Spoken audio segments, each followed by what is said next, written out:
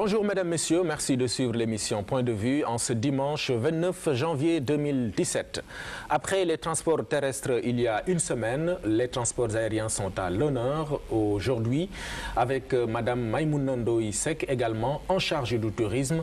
Madame le ministre, bonjour. Bonjour Monsieur Ning. Merci d'être avec nous lors de votre dernier passage à cette émission. Vous étiez ministre de l'énergie. Évidemment le thème change mais c'est toujours avec plaisir que nous vous accueillons. Mais tout le plaisir est pour moi. Permettez-moi de vous remercier pour l'invitation que vous me faites pour la deuxième fois sur votre prestigieux plateau. Remercier le directeur général de la RTS et saluer tous les téléspectateurs de la RTS. Merci beaucoup. On s'intéresse aux transports aériens dans la première partie de cet entretien avec l'infrastructure qui en constitue un symbole, l'aéroport international Blaise Diagne de Ndiass. Sur le chantier, il y a quelque temps, vous annonciez l'ouverture officielle au mois de janvier, de décembre plutôt 2017. C'est bien cela? Oui, c'est bien cela. Au plus tard, à la fin de l'année 2017, l'aéroport international Blaise Diagne devrait entrer en exploitation.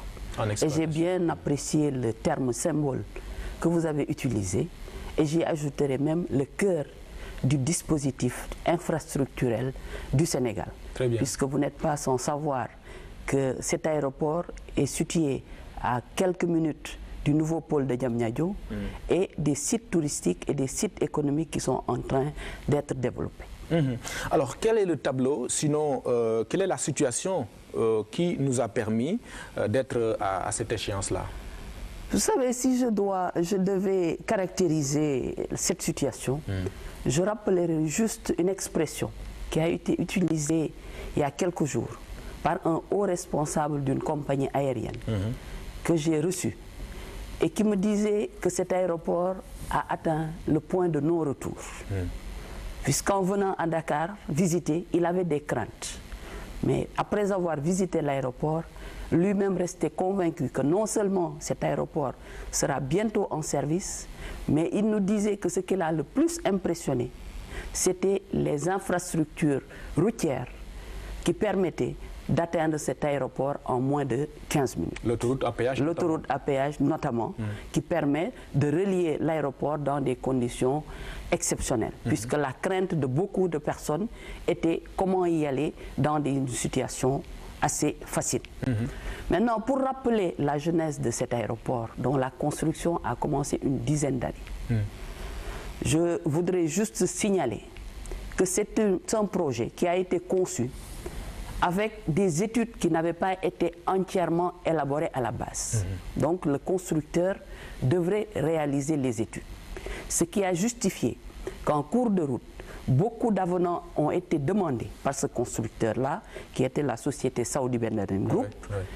Et face à ces multiples requêtes, le président Macky Sall a, à un moment donné, sifflé la fin de la récréation. Absolument. Ce qui a été à la base du blocage du chantier pendant plus d'1 an. Par la suite, beaucoup de personnes nous avaient conseillé de rompre le contrat avec Saudi Ben Laden Group. Rupture de contrat qui aurait eu des conséquences néfastes sur les délais de livraison. Puisqu'il ne faut pas oublier que nous avons des bailleurs de fonds qui nous accompagnent et une rupture de contrat signifie retour au niveau des conseils d'administration, reprise de toutes les procédures et dans ces conditions, cet aéroport ne serait pas ouvert avant 5 ans. Grâce à l'intervention de M. le Président de la République, au niveau de la diplomatie, nous avons pu trouver une solution acceptable par toutes les parties, puisque la société Saudi Ben Laden Group a désigné une société turque qui s'appelle Soumalimak pour terminer les travaux en tant que sous-traitant général, sans coût supplémentaire, puisqu'ils ont accepté le fait que le refus du Sénégal de payer encore des montants supplémentaires dans le cadre d'un avenant.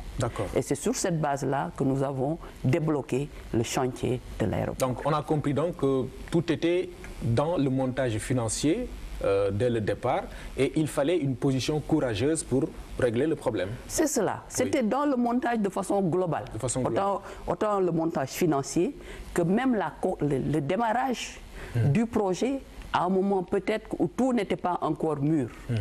C'est avec la décision courageuse du chef de l'État et l'appui de ses homologues au niveau international que nous avons pu redémarrer les travaux dans le cadre d'un contrat qui a été signé au mois d'avril de cette année, mais mis en vigueur au mois de septembre, avec le versement de l'acompte pour une durée des travaux de 8 mois. Tout est bien donc, qui finit bien. Alors, l'ouverture d'un aéroport n'est pas une mince affaire, hein. Alors, qu'est-ce qui va se passer au mois de décembre 2017? Qu'est-ce que le profane doit comprendre là? Est-ce que le premier avion doit atterrir ou décoller? Qu'est-ce qui va se passer exactement? Ce qui va se passer ne va pas se passer en un jour, puisque j'ai dit tout à l'heure que la durée des travaux était de 8 mois à compter de l'entrée en vigueur du contrat, c'est-à-dire le 31 avril.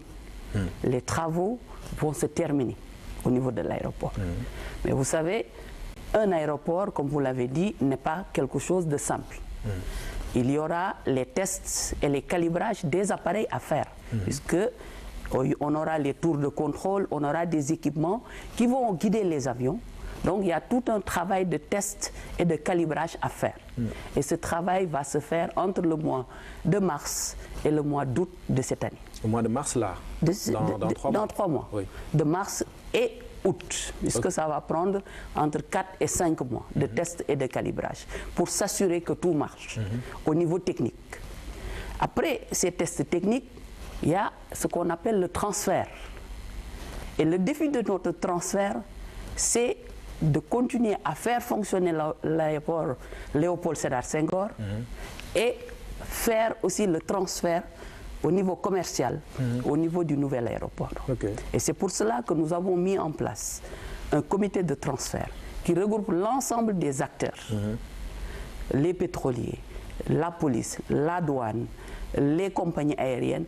Tout le monde est dans ce comité de transfert qui se réunit tous les mois pour statuer sur les difficultés éventuelles pour nous permettre de transférer l'aéroport dans les meilleures conditions. Ce qui va se passer, c'est que la veille du début de l'exploitation, un avion peut quitter Léopold Sédar Senghor et le lendemain atterrir au niveau de l'aéroport Blaise Diagne. C'est toute l'activité commerciale qui sera transférée au niveau de Diass. Bien entendu, Léopold Sédar Senghor va rester en backup sur quelques jours pour parer à toute éventualité, mais nous n'avons pas de crainte. Et après, qu'est-ce qui va se passer pour Léopold Senghor? Est-ce qu'il va continuer à être fonctionnel ou pas? En tout cas, pas en termes d'aéroport commercial. Puisqu'on ne peut pas se permettre d'avoir 2 aéroports de niveau international. Dans une même ville? En tout cas, ce n'est peut-être pas une même ville, mais à une distance aussi rapprochée. C'est pour cela que toute l'activité commerciale sera déplacée. À ce moment-là, selon la décision de M. le Président de la République, les dispositions seront prises pour l'utilisation prochaine de l'aéroport Léopold Sédar Senghor. Alors, vous aviez évoqué sur le terrain toujours, je me rabats toujours sur votre visite de chantier, les problèmes ayant trait à la libération d'emprises dans l'environnement de l'aéroport. Comment ça a évolué? Vous savez, ça a été un des problèmes de l'aéroport. C'est la libération de l'ensemble des emprises pour permettre de réaliser les travaux. Puisque sur le site, il y avait des populations qui vivaient là-bas depuis très longtemps, qui avaient leurs champs et quelquefois même d'autres infrastructures qui sont beaucoup plus sociales. Mais AIBD a eu une démarche novatrice pour libérer les emprises, avec le recrutement d'un sociologue qui a accompagné l'opération sur le terrain. Le gouverneur nous a accompagnés et aujourd'hui, l'ensemble des emprises ont été libérées et les personnes impliquées ont été indemnisées.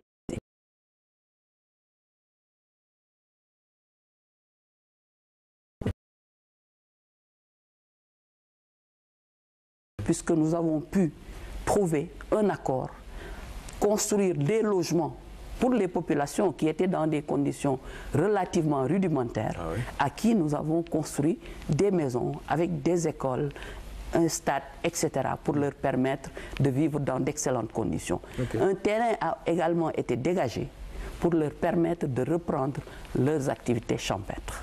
C'est dans le cadre de cette collaboration, avec l'appui des chefs religieux, l'appui des députés, que nous avons pu débloquer cette situation. D'accord. Alors l'objectif, on le sait, c'est de faire de Dakar un hub sous-régional. Dans cette perspective, une compagnie aérienne va voir le jour, vous y travaillez. Dans la recherche de partenaires, on a connu beaucoup en tout cas, on a entendu beaucoup de bruit. Hein? Ici, des partenaires turcs, là, marocains.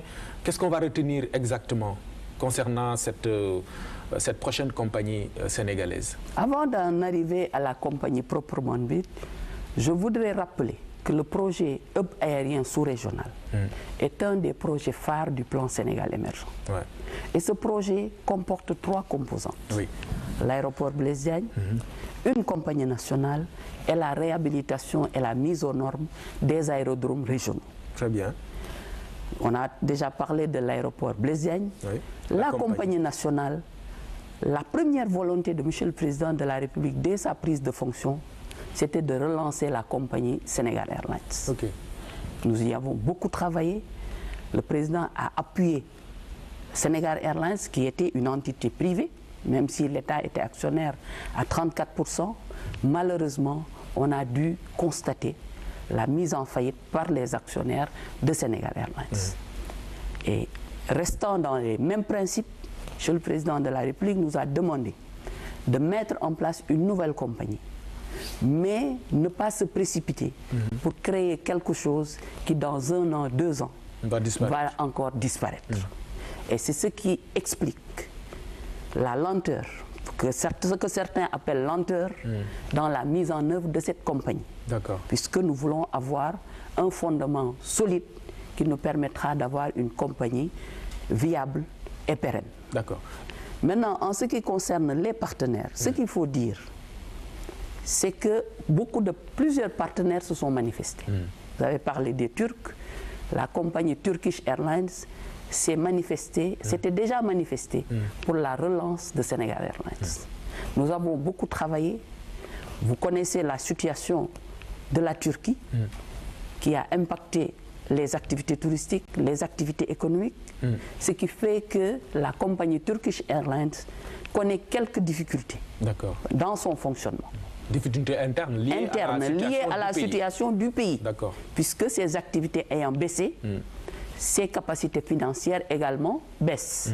Et naturellement, ils ont pris un peu de recul par rapport aux investissements étrangers.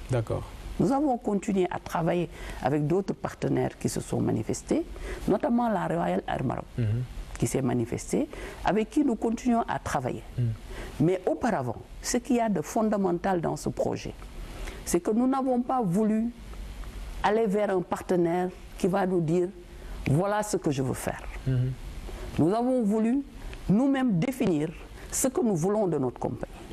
Et c'est pour cela qu'auparavant, qu'au préalable, nous avions lancé une étude pour voir quel est le marché que nous allons attaquer, quels sont les types d'avions que nous devons avoir. Cette étude est terminée. Nous avons eu l'occasion, Monsieur le Président de la République nous a fait l'honneur de nous recevoir il y a 15 jours pour qu'on lui présente le résultat de ces études. Nous avons recueilli ces orientations et une équipe revient du Maroc où des discussions ont eu lieu pour nous permettre de recevoir une offre concrète de partenariat de la RAM. Étant entendu que les intérêts du Sénégal seront mis au premier plan. Nous savons clairement qu'est-ce que nous voulons faire de notre compagnie et tout partenaire qui peut nous accompagner dans ce sens sera le bienvenu. Et en même temps, d'autres aussi se manifestent. Aujourd'hui, nous sommes... Même si vous êtes en avance avec Même si on est en avance avec la RAM, la porte est ouverte. Nous recevons d'autres qui annoncent des offres de partenariat que nous allons étudier pour retenir ce qu'il y a de mieux pour le Sénégal. D'accord. On parle toujours de hub sous-régional. Vous avez parlé d'un troisième volet, l'élaboration ou la construction d'aérodromes à l'intérieur du pays. Qu'est-ce qu'on peut retenir là-dessus? Vous savez, le Sénégal dispose aujourd'hui de 4 aérodromes qui sont classés comme des aéroports internationaux. Il s'agit de Saint-Louis, de Ziguinchor, de Tambacounda et de Cap Skirring. Aujourd'hui, la plupart de ces aérodromes ne sont pas aux normes et ne permettent pas à certains avions d'atterrir. D'où l'importance, dans le cadre du développement, d'un développement équilibré du pays, de la relance du tourisme, de réhabiliter et de mettre aux normes ces aérodromes pour permettre à une compagnie de quitter la France, par exemple, atterrir directement à Saint-Louis avec ses touristes et repartir sans passer par Dakar ou sans passer par l'aéroport Blaise Diagne. Dans le cadre de la réhabilitation de ces aérodromes, nous avions retenu dans une première phase 7 aérodromes qui ont fait l'objet d'études, puisqu'en plus de ce que je viens de citer, nous avons Kédougou, nous avons Matam et nous avions Kaolack qui étaient à l'étude. Aujourd'hui, durant l'année 2017, nous devrions commencer la réhabilitation au moins de 4 aérodromes, Saint-Louis, Ziguinchor, Tambacounda et Matam, Cap Skirring étant aujourd'hui dans un état acceptable. Seule la cuve de kérosène est en train d'être construite pour permettre aux aéronefs de ne pas venir s'approvisionner à Dakar.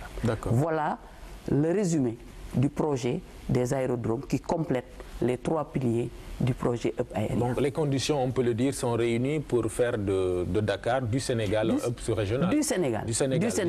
Dakar est déjà un hub naturel. Parce que quand vous voyez Dakar, elle est à proximité des États-Unis, de l'Europe, etc. Donc Dakar est un hub naturel. Nos limitations en termes d'infrastructure ont fait, et nos problèmes avec la compagnie nationale, ont fait que certaines autres villes ont pris une ascendance sur la situation. Mais nous pensons que d'ici la fin de l'année, Dakar reprendra sa position naturelle. D'accord. Il n'y a pas de crainte quant aux éventuelles, les éventuelles informations qui parlent un peu de l'ouverture d'autres aéroports dans la sous-région, comme la Mauritanie, comme le Togo. Il n'y a rien à craindre. Dakar est dans les conditions, est en mesure de garder sa position stratégique. Dakar gardera toujours sa position stratégique par rapport aux autres continents. Mais il faut saluer aussi que d'autres pays en interne aient des aéroports de niveau international. Ce qui permettra de faire venir, parce que c'est ça le hub. Le hub régional, c'est pouvoir aller chercher des passagers au niveau d'autres pays pour permettre aux compagnies qui viennent à Dakar d'assurer des taux de remplissage raisonnables. Tout le monde y gagne, quoi. Tout le monde y gagne. Donc nous saluons également tous les efforts qui sont faits par les pays de la sous-région pour mettre leur système d'aviation civile à un niveau aux normes. Et c'est là aussi où nous devons travailler ensemble avec les autres États pour développer une bonne collaboration. Ces compagnies, ces aéroports ne doivent pas être des concurrents, mais des partenaires. Même dans les pays développés, les grandes compagnies sont en alliance. Absolument. Air France est en alliance avec Delta, avec KLM, avec d'autres compagnies.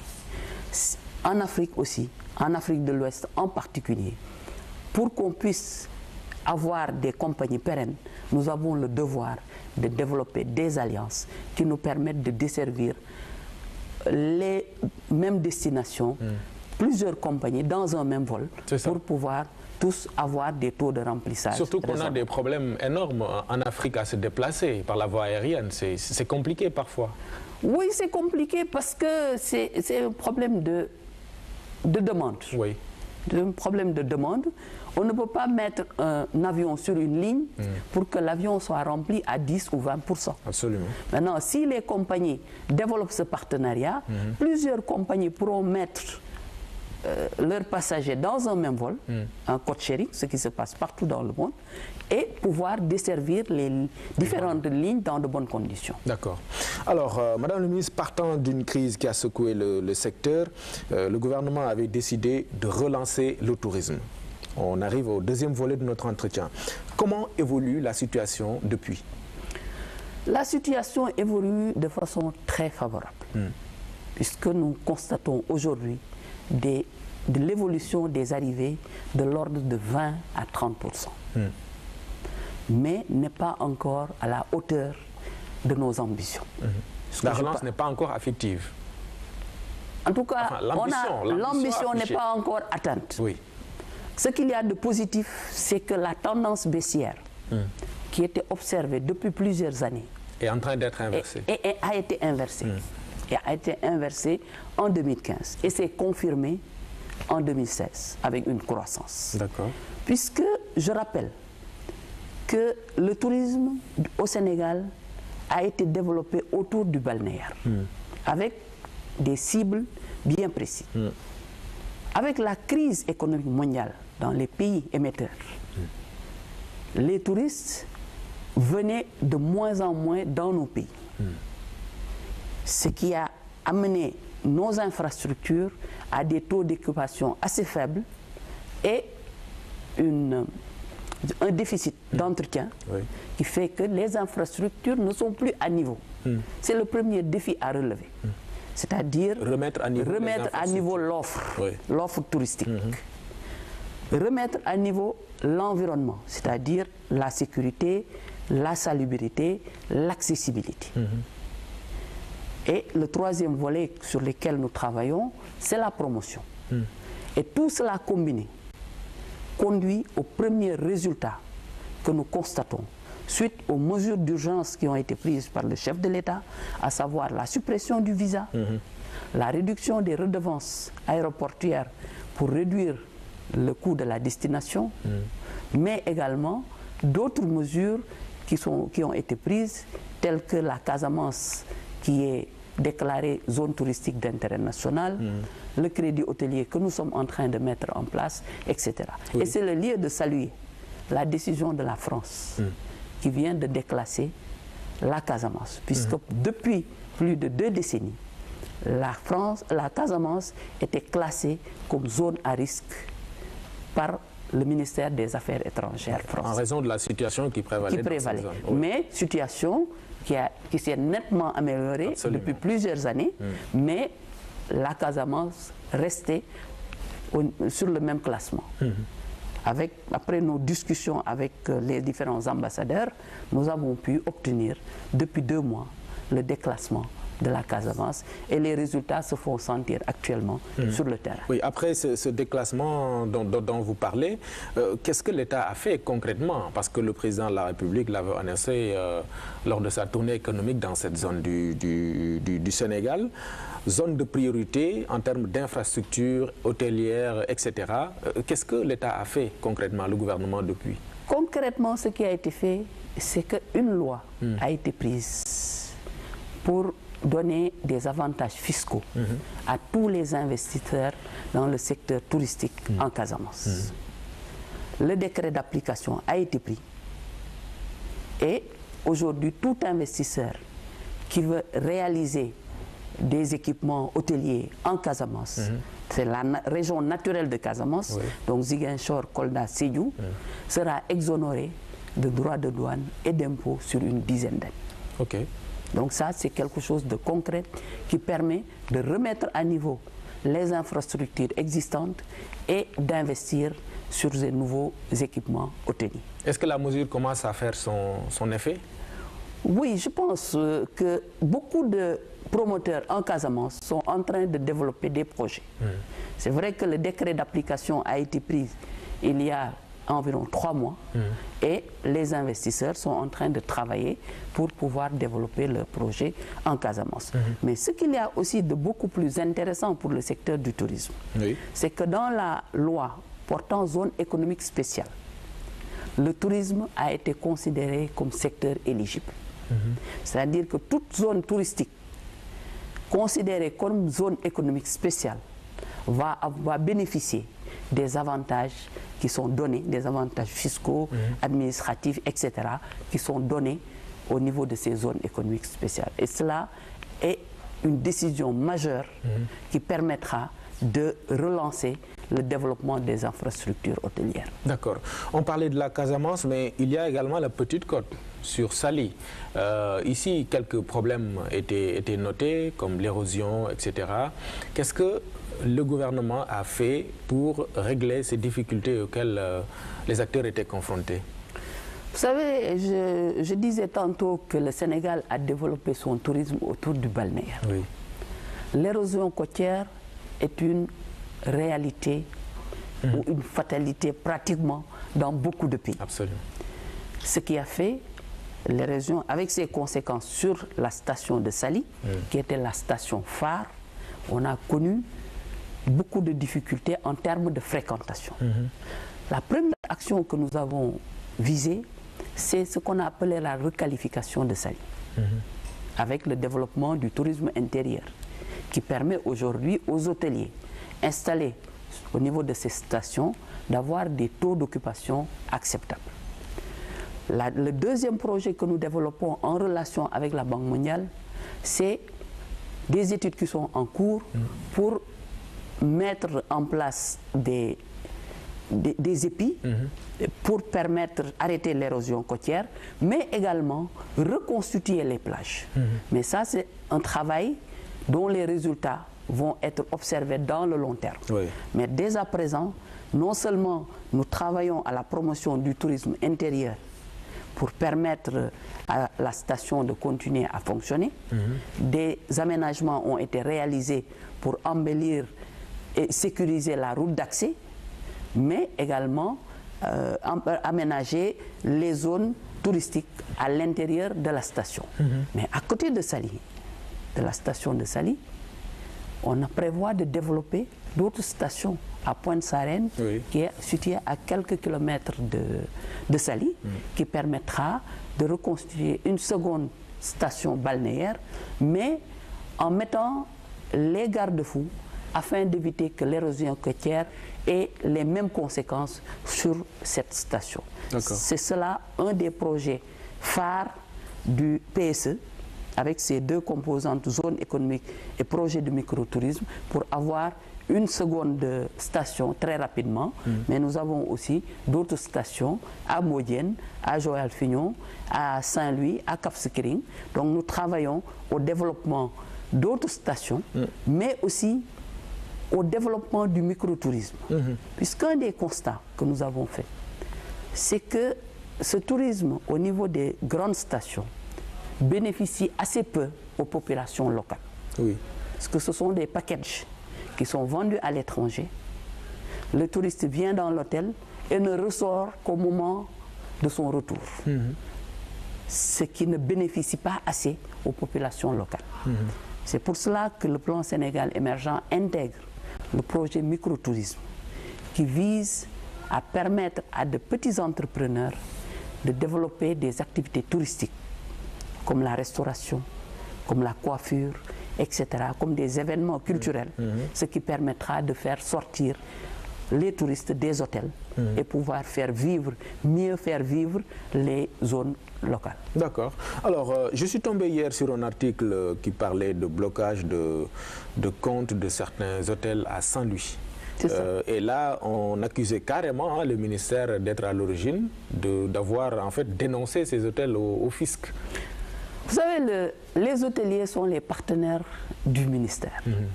Le ministère accompagne les hôteliers.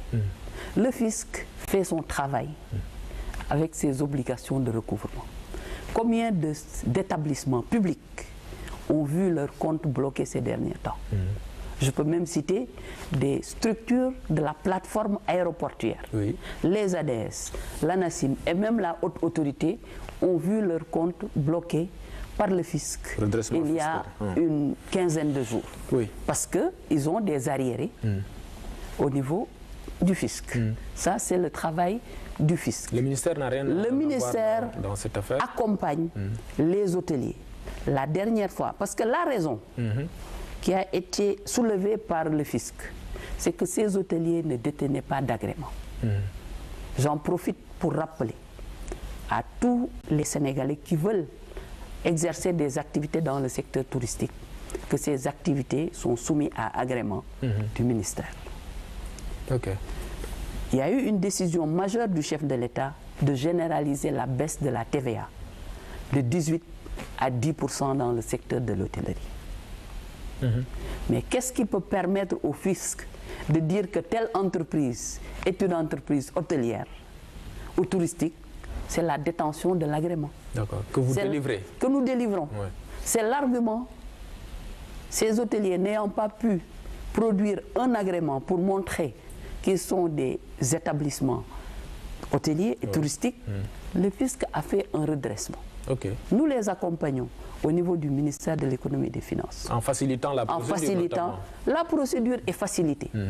Lors de l'audience que j'ai eu à accorder il y a un mois au syndicat des professionnels de l'industrie hôtelière, je les ai informés d'un mécanisme léger que j'ai mis en place pour pouvoir régulariser toutes les entreprises qui sont en train d'exercer sans agrément. Puisque certaines de ces entreprises sont confrontées à des difficultés réelles qui sont liées à leur statut d'établissement classé. Parce que Saint-Louis est une vieille ville. Les hôteliers n'ont pas toujours la possibilité d'avoir tous les papiers qui sont requis. J'ai mis en place un dispositif allégé et j'avais invité le syndicat à demander à ses membres de déposer en urgence les demandes pour qu'on puisse régulariser les situations. Mais je voudrais réitérer. C'est l'agrément qui est à l'origine de c'est l'absence d'agrément qui peut montrer au fisc que cette entreprise est une entreprise touristique. Okay. Et nous sommes disposés à les accompagner, à leur faciliter la régularisation de cet agrément. D'accord, voilà qui est bien clair. Alors, Madame le ministre, le tourisme, ce n'est pas l'affaire seulement des étrangers. Je sais d'ailleurs que le gouvernement travaillait sur une possibilité, en tout cas offerte aux nationaux, de pouvoir voilà, aller dans les réceptifs hôteliers et de se reposer en famille, etc. Où est-ce que vous en êtes avec cette stratégie? Cette stratégie est toujours là, puisque pendant la saison basse, qui correspond aux vacances scolaires, nous travaillons avec les hôteliers pour l'affichage de tarifs qui permettent aux Sénégalais d'aller faire leurs vacances en famille au niveau de ces réceptifs hôteliers. Mais je pense qu'au-delà de cela, c'est tout un changement de mentalité qu'il faut que nous développons. Pour que aller à Saint-Louis signifie, pour un Dakarois, aller en vacances. Absolument. Puisque les Sénégalais, quand ils vous disent « je vais en vacances », ils pensent « je vais à Paris, je vais à Las Palmas ». Il faut qu'on travaille à ce que une personne puisse se lever pour dire « je vais aller passer mes vacances à Tambacounda, à Ziguinchor, à Saint-Louis », puisque nous avons des réceptifs et des sites qui permettent à tout un chacun de passer d'excellentes vacances. Et je me réjouis que pendant les vacances gouvernementales passées, j'ai rencontré pas mal de ministres qui ont passé leurs vacances avec des familles au niveau des sites touristiques du Sénégal. Pour donner l'exemple. Pour donner l'exemple. Ouais. Monsieur le Président de la République a passé ses vacances au Sénégal. Ouais. Et c'est cet exemple-là qui doit être suivi par tout le monde pour permettre de développer ce tourisme intérieur. Parce que quand vous regardez les pays touristiques, comme le Maroc, comme la France, etc., le tourisme intérieur occupe une place prépondérante. Nous sommes aussi en train de travailler avec les différents patrons pour voir comment, par exemple, le directeur général de la RTS peut subventionner, à l'image de ce qu'on fait pour les repas, les vacances des travailleurs qui décident de les passer au Sénégal. Oui. Donc c'est tout un programme sur lequel nous sommes en train de travailler pour développer... Avec les structures de l'État ou... De l'État et même privées. Oui. Les structures privées, toutes les structures. J'étais en discussion avec les organisations patronales. Oui. J'ai commencé à échanger avec eux sur cette question. D'accord, ça ce serait bien, mais quand même ça appelle des conditions, ce tourisme intérieur-là. Je pensais tout à l'heure à la promotion. On sait que, par exemple, utiliser la culture sénégalaise ou carrément les acteurs culturels serait bénéfique pour les autorités que vous êtes. Est-ce que vous travaillez carrément dans une stratégie de promotion du tourisme au Sénégal? Oui. Je voudrais rappeler que depuis 2 ans, on a créé une agence dédiée à la promotion touristique. C'est ça. Et cette année, en 2017, le budget que l'État met au niveau de cette agence a été pratiquement doublé en plus de la taxe des nuitées, des taxes touristiques, qui est versée à l'agence pour lui permettre de faire la promotion autant à l'extérieur qu'à l'intérieur. Okay. Et depuis 2 ans, une vraie campagne a été lancée au niveau intérieur, au niveau des médias. Peut-être ce qui reste maintenant, c'est la campagne sur le terrain, comme vous dites, avec les acteurs culturels, avec des circuits, puisque nous sommes en train de travailler sur les circuits touristiques, avec les identifications nécessaires pour permettre d'organiser avec les écoles, avec les différents partenaires, des visites pour permettre aux Sénégalais, surtout les enfants, parce que souvent les parents sont esclaves de leurs enfants. Absolument. Si on arrive à sensibiliser les enfants sur la nécessité de passer les vacances au Sénégal, nous pensons que très vite, nous allons atteindre nos objectifs sur le plan de développement du tourisme intérieur. Vous avez évoqué tantôt le problème de la sécurité qui est très important, ce problème-là dans le dispositif qui est mis en place. Surtout, on le sait, c'est au-delà du Sénégal, c'est dans le monde, hein, avec les attaques qu'on connaît un peu partout dans le monde. Au Sénégal, alhamdoulilah, on n'a pas encore vécu cette situation, on touche du bois, mais quand même, le ministère, en relation bien sûr avec votre homologue, votre collègue de l'Intérieur, est en train certainement de travailler sur un dispositif sécuritaire qui permet aux touristes d'être vraiment en quiétude au Sénégal. Naturellement, je crois que la question de la sécurité est prise très au sérieux par le gouvernement. D'abord la sécurité globale, ensuite la sécurité des touristes. Peut-être le ministre de l'Intérieur à côté du ministre des Finances est le ministre avec lequel je travaille le plus. Il ne se passe pas 2 jours sans qu'on se parle pour la sécurisation des réceptifs hôteliers, pour la mise en place d'un dispositif. Je voudrais juste rappeler que pour faire face à cette situation, depuis une 30aine d'années, il existe au Sénégal un commissariat spécial dédié au tourisme, mais qui avait très peu de moyens. Nous sommes en train de rééquiper ce commissariat, de le doter en personnel pour pouvoir mieux accompagner les services de l'ordre qui travaillent de façon générale dans la sécurité, pour pouvoir prendre en charge la sécurité spécifique des sites touristiques. En relation avec le ministre de l'Intérieur, nous sommes en train de développer ce programme. Une police touristique, quoi, carrément. Une police touristique. C'est le commissariat, ça s'appelle au Sénégal, commissariat spécial du tourisme. Mais à côté de ce commissariat, nous venons de signer une convention avec l'Agence des assistants de sécurité de proximité pour la mise à disposition d'assistants dédiés que nous allons nommer les assistants de sécurité du tourisme, avec des identifiants clairs que nous allons mettre à la disposition de ce commissariat spécial du tourisme, ce qui lui donnera beaucoup plus de moyens humains pour pouvoir couvrir l'ensemble du territoire. C'est dire que c'est une question qui est très bien prise en charge au niveau du gouvernement. D'accord. Donc on peut espérer que dans un avenir proche, le tourisme va reprendre sa place dans l'économie sénégalaise. En tout cas, nous y travaillons et il est indispensable que le tourisme reprenne sa place. Puisque après l'agriculture au sens large, le tourisme est le secteur qui peut employer le plus de personnes dans un pays. Surtout les personnes qui n'ont pas de très haute qualification. En termes de rentrée en devise aussi, c'est un secteur très prometteur. Et sur le plan économique, naturellement, c'est un secteur très porteur. Surtout dans une perspective d'émergence. Oui, c'est pour ça que le plan Sénégal émergent a prévu dans ses 28 projets phares 2 projets pour le tourisme. Absolument. À côté d'un projet pour le transport aérien. Et je suis convaincu que d'ici quelques années, avec toutes les infrastructures qui sont en train d'être réalisées aux Almadies, le complexe Saraba qui va remplacer le club Al-Jana, etc. C'est beaucoup de lits qui seront mis à la disposition des touristes. Et il ne faut pas occulter le fait aussi que le Sénégal a été déclaré zone touristique par la Chine. Oui. Et si nous arrivons à capter... C'est un gros marché. C'est un gros marché. Si nous arrivons à capter une partie de ces touristes, je pense que ce sera le renouveau du tourisme. Au-delà de la relance, nous travaillons au renouveau du tourisme. D'accord. On peut bien passer et parler politique maintenant. À votre disposition. On vous entend peu dans ce domaine-là, la politique.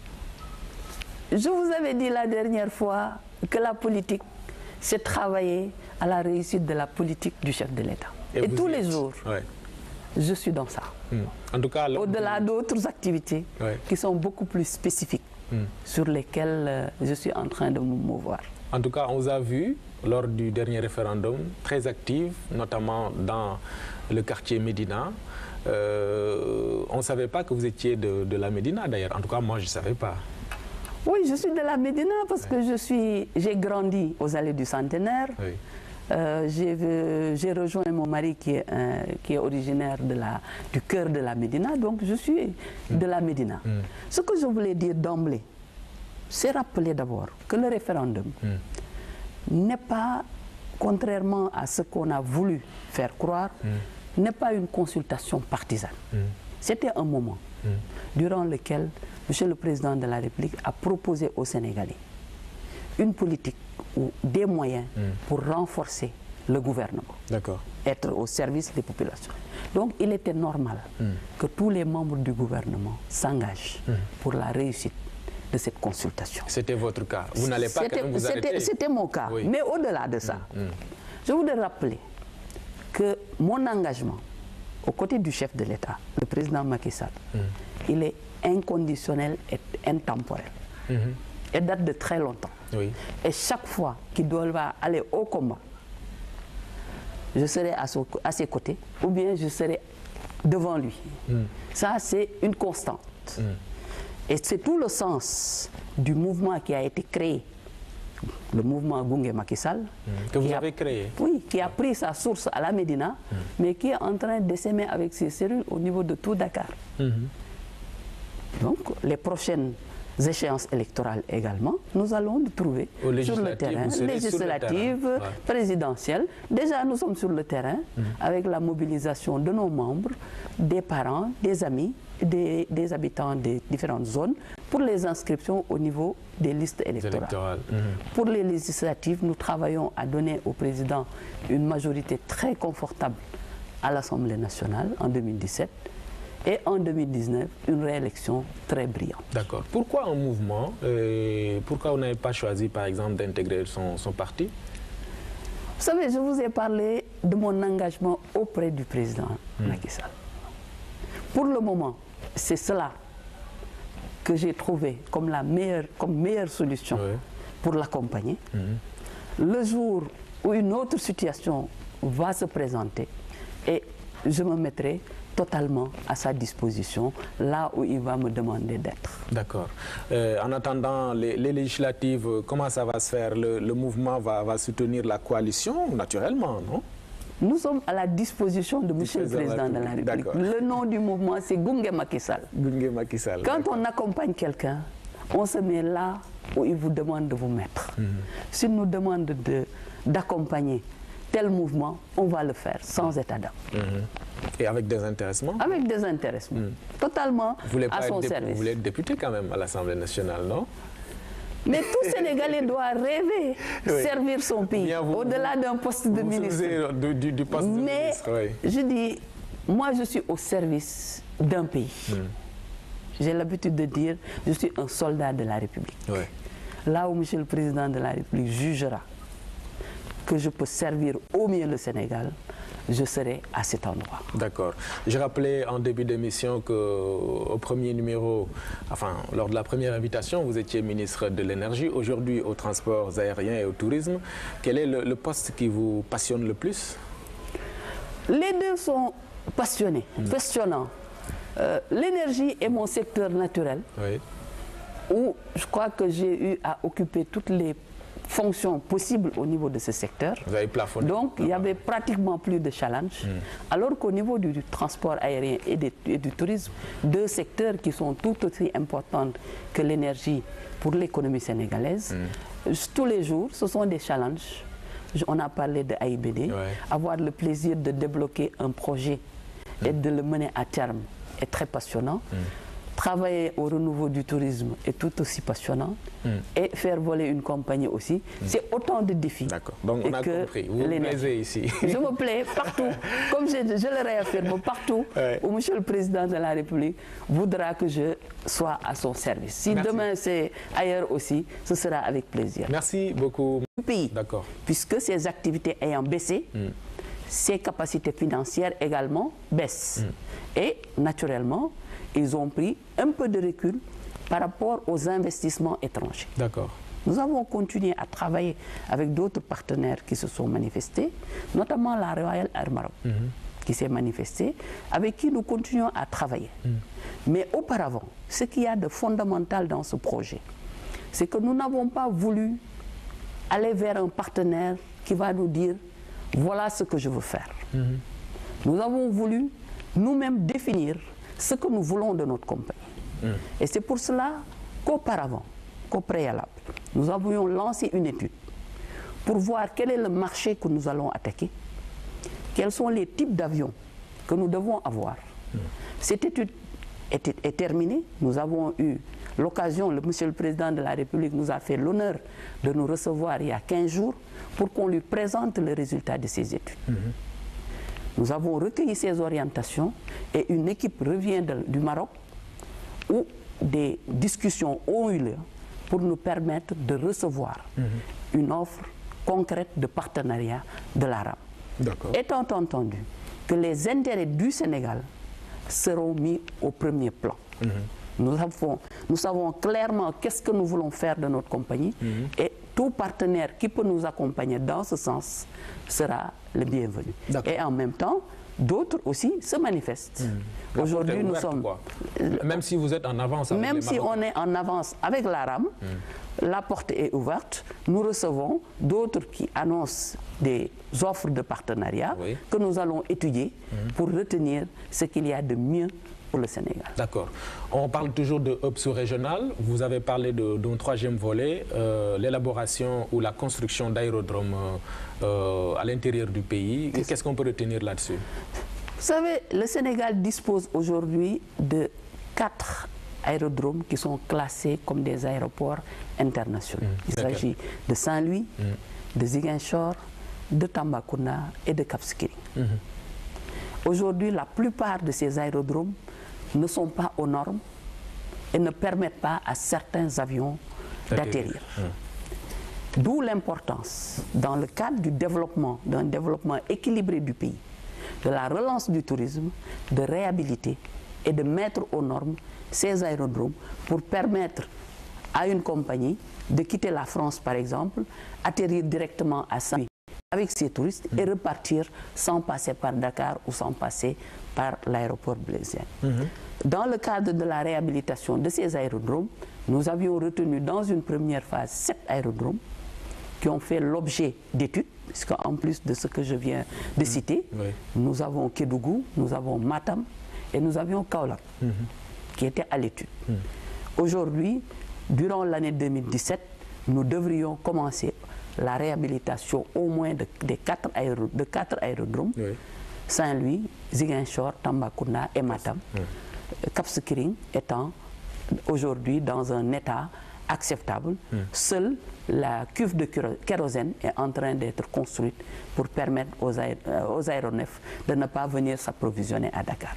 Voilà le résumé du projet des aérodromes qui complète les 3 piliers du projet hub aérien. Donc les conditions, on peut le dire, sont réunies pour faire de Dakar, du Sénégal, un hub sous-régional. Du Sénégal.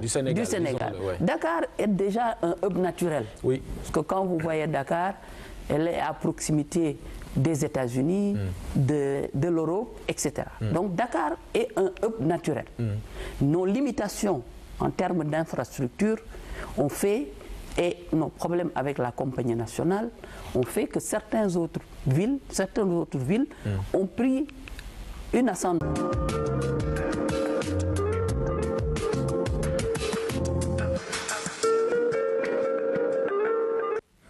Bon. Bonjour mesdames, messieurs, merci de suivre l'émission Point de vue en ce dimanche 29 janvier 2017.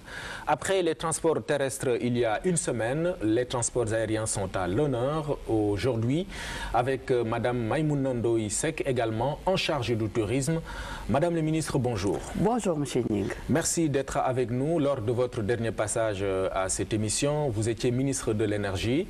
Évidemment le thème change mais c'est toujours avec plaisir que nous vous accueillons. Mais tout le plaisir est pour moi. Permettez-moi de vous remercier pour l'invitation que vous me faites pour la deuxième fois sur votre prestigieux plateau.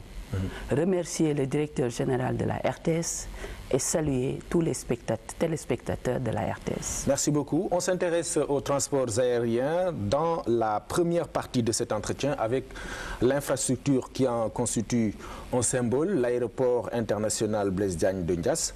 Sur le chantier, il y a quelque temps, vous annonciez l'ouverture officielle au mois de janvier, de décembre plutôt 2017. C'est bien cela? Oui, c'est bien cela. Au plus tard, à la fin de l'année 2017, l'aéroport international Blaise Diagne devrait entrer en exploitation.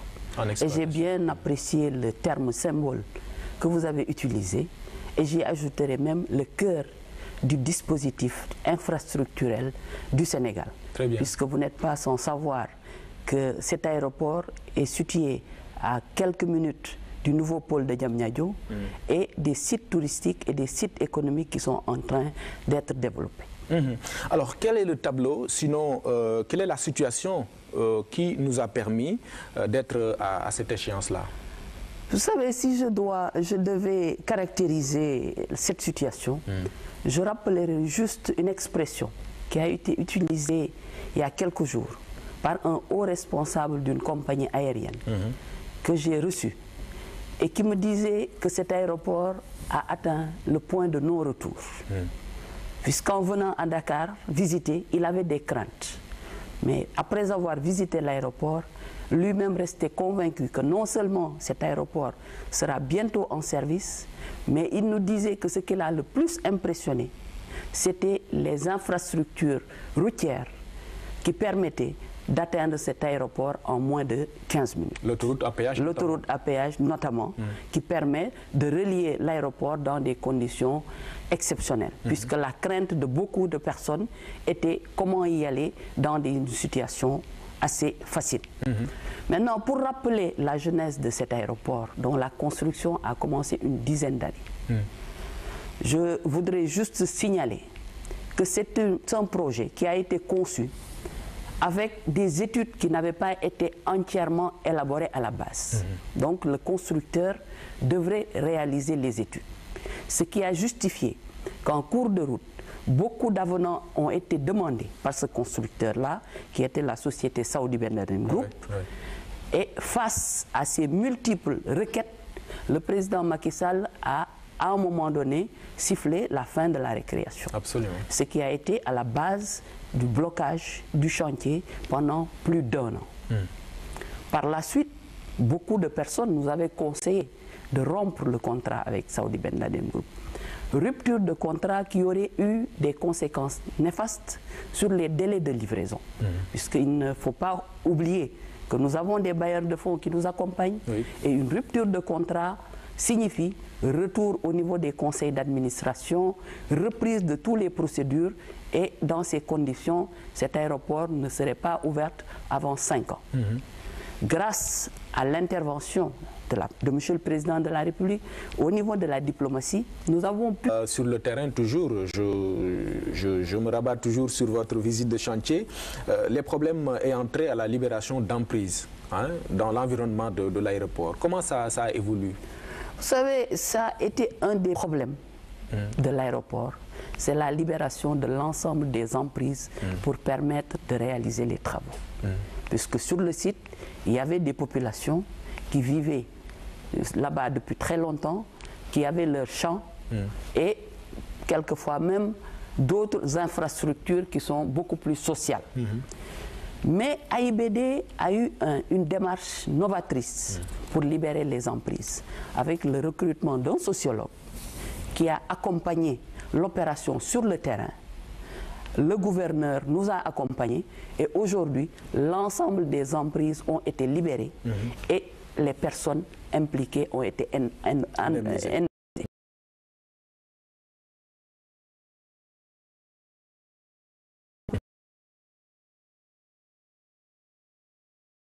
Puisque nous avons pu trouver un accord, construire des logements pour les populations qui étaient dans des conditions relativement rudimentaires, à qui nous avons construit des maisons avec des écoles, un stade, etc., pour leur permettre de vivre dans d'excellentes conditions.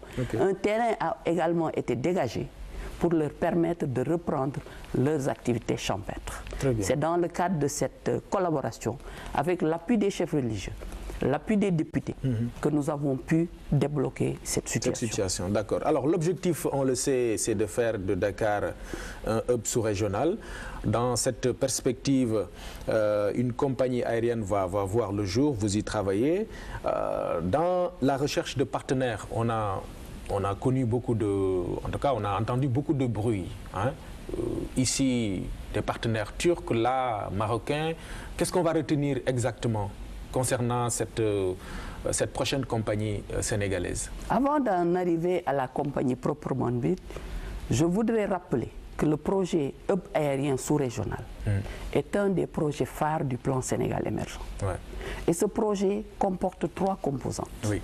L'aéroport Blaise Diagne, une compagnie nationale et la réhabilitation et la mise aux normes des aérodromes régionaux. Très bien. On a déjà parlé de l'aéroport Blaise Diagne.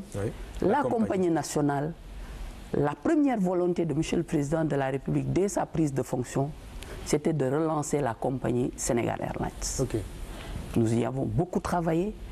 Le Président a appuyé Sénégal Airlines, qui était une entité privée, même si l'État était actionnaire à 34%. Malheureusement, on a dû constater la mise en faillite par les actionnaires de Sénégal Airlines. Et restant dans les mêmes principes, M. le Président de la République nous a demandé de mettre en place une nouvelle compagnie, mais ne pas se précipiter pour créer quelque chose qui dans 1 an, 2 ans va encore disparaître. Et c'est ce qui explique la lenteur, ce que certains appellent lenteur dans la mise en œuvre de cette compagnie. Puisque nous voulons avoir un fondement solide qui nous permettra d'avoir une compagnie viable et pérenne. Maintenant, en ce qui concerne les partenaires, ce qu'il faut dire, c'est que plusieurs partenaires se sont manifestés. Vous avez parlé des Turcs, la compagnie Turkish Airlines s'est manifestée, s'était déjà manifestée pour la relance de Sénégal Airlines. Nous avons beaucoup travaillé. Vous connaissez la situation de la Turquie qui a impacté les activités touristiques, les activités économiques, ce qui fait que la compagnie Turkish Airlines connaît quelques difficultés dans son fonctionnement. Difficultés internes liées à la situation due.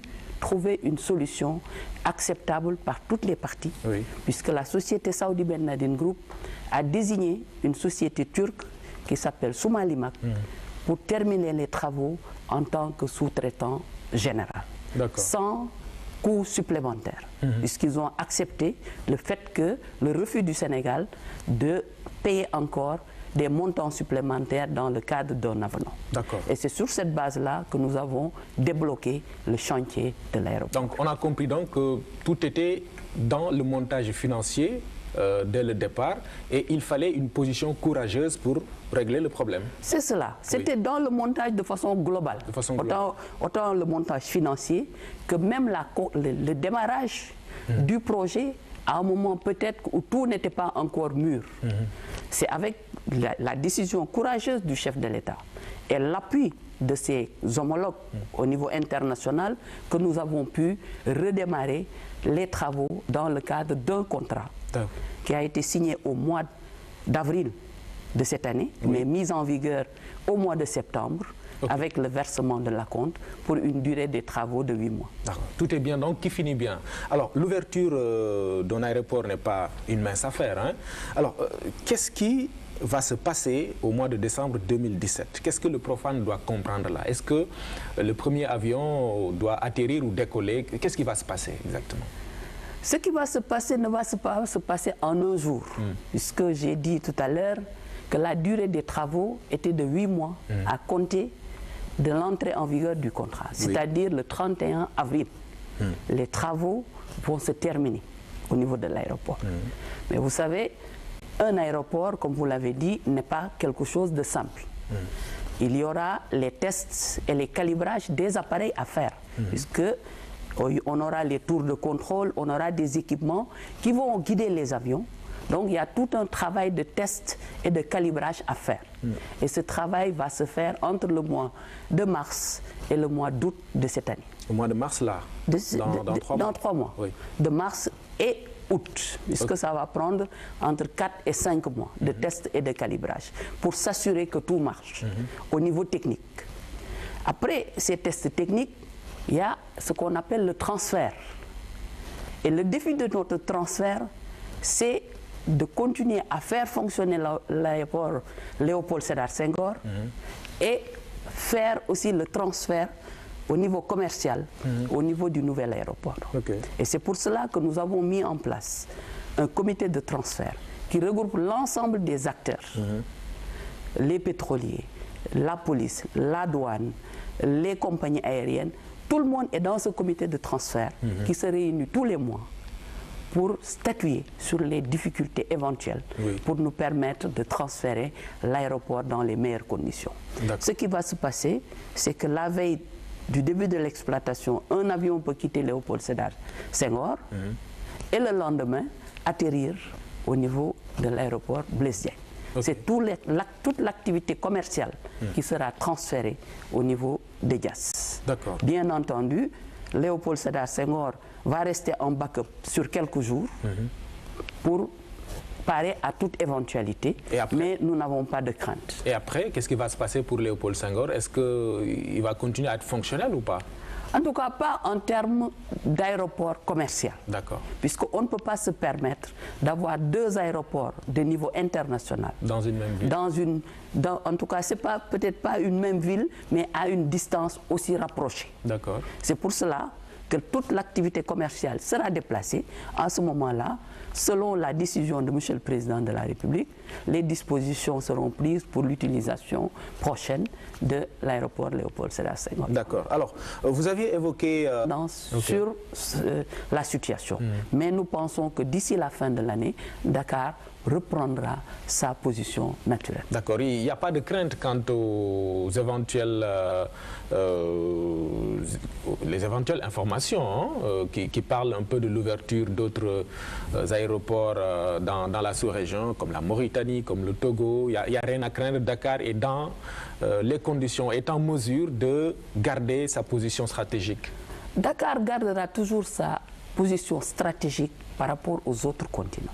Mais il faut saluer aussi que d'autres pays en interne aient des aéroports de niveau international, ce qui permettra de faire venir, parce que c'est ça le hub. Le hub régional, c'est pouvoir aller chercher des passagers au niveau d'autres pays pour permettre aux compagnies qui viennent à Dakar d'assurer des taux de remplissage raisonnables. Tout le monde y gagne, quoi. Tout le monde y gagne. Donc nous saluons également tous les efforts qui sont faits par les pays de la sous-région pour mettre leur système d'aviation civile à un niveau aux normes. Et c'est là aussi où nous devons travailler ensemble avec les autres États pour développer une bonne collaboration. Ces compagnies, ces aéroports ne doivent pas être des concurrents, mais des partenaires. Même dans les pays développés, les grandes compagnies sont en alliance. Absolument. Air France est en alliance avec Delta, avec KLM, avec d'autres compagnies.